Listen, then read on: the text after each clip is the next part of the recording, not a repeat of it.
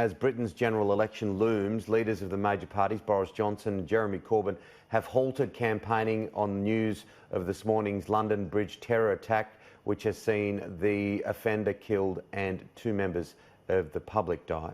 Yes, so joining us now is Chief Executive of the Australian British Chamber of Commerce, David McCredie.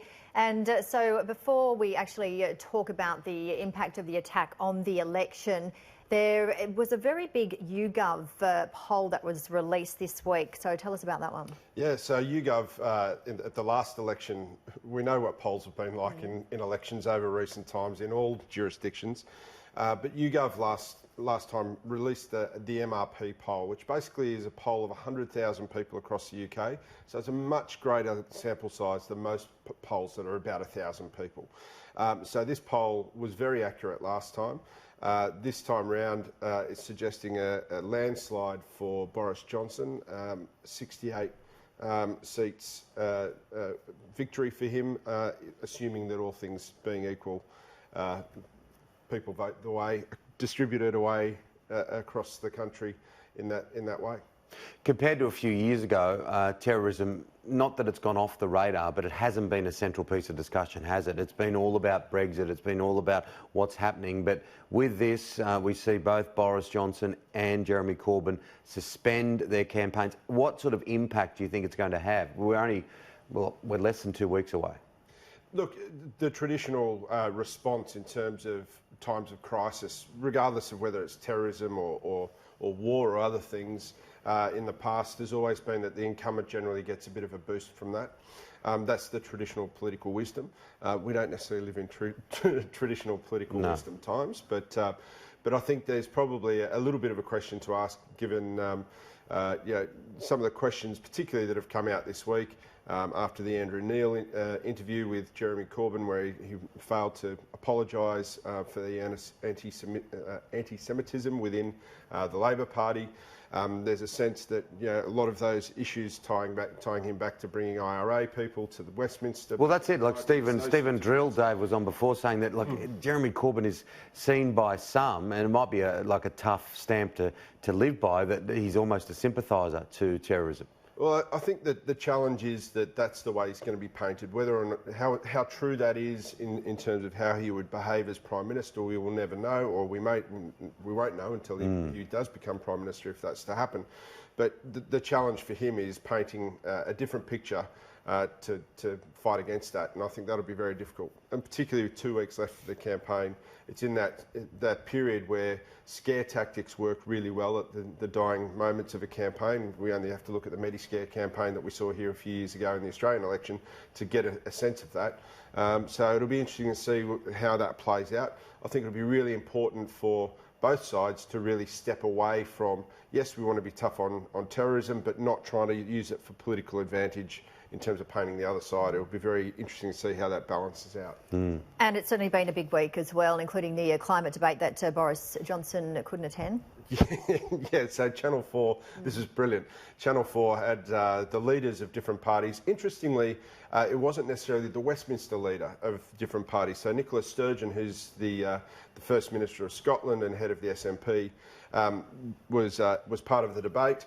Boris Johnson wasn't in London and was unable to attend. He sent Michael Gove, who used to be the Environment Secretary and is leading COP26, the big global climate change summit, which is going to happen in Glasgow next year. He's leading for the government on that, so he turned up to attend. He asked if he could be part of the debate. Channel 4 said no, and in Boris Johnson's place, they had a big coin-shaped sculpture of a map of the world made out of ice, which sat there next to the lectern that he should have been standing behind, just slowly melting during the period of the debate under the hot TV studio lights. Yeah, quite quirky, but a very, very powerful image. It is, look, in the midst of this very fast-moving story, and just updating those that are just tuning in at the moment, there has been a terror attack on London Bridge, and the offender has been shot by police, and there are 2 members of the public that have died. It has always been the English, the British reaction, the stiff upper lip, the stoicism. Yeah, look, I think it's a horrible thing to say, but knife crime in London has been an issue over a number of years. Not all terrorists related, I have to say, just more broadly. It's interesting because they're very good at not having many guns in the UK, so knife crime is sort of the obvious go-to for those who are of the criminal element. Look, it's been couple of times that we've seen these sorts of things happen in recent years. London Bridge, the Westminster Bridge attack as well. London carries on, and as we say in all democracies, Western democracies, we're not going to let this sort of thing defeat us. Yes, that's right. We've been hearing all of the talks of bravery that's been occurring, and also a lot of talk from a lot of people over in London that it's actually the lowest terror threat. They lowered that terror threat about 3 weeks ago. It's the lowest since August 2014, so it's gone from severe to substantial. So yes, after this unfolding situation, there's going to be a talk about that. Yeah, look, I mean, it goes from highly likely to likely in terms of how likely you think an attack might be.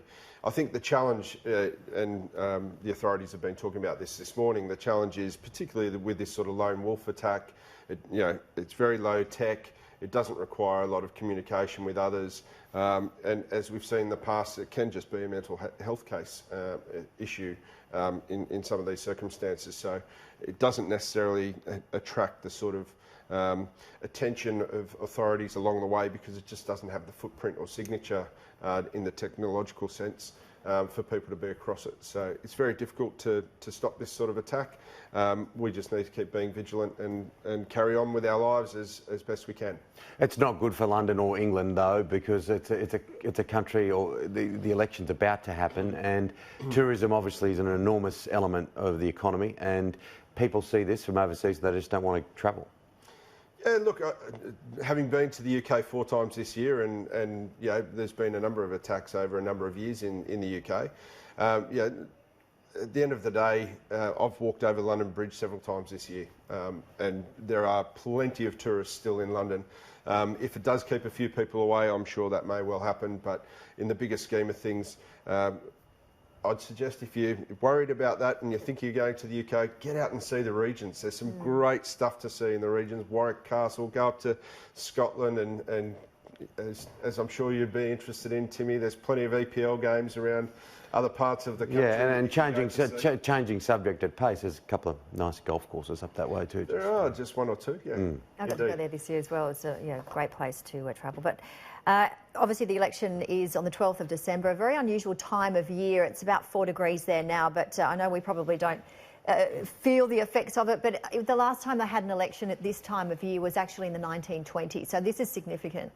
It is, and the big challenge actually out of the YouGov poll results is that there's a sense of confidence now about the Conservative campaign, and because it's not compulsory voting, which means that people actually have to be encouraged to get out and vote. It's on a Thursday, so you've got to do that around your working commitments.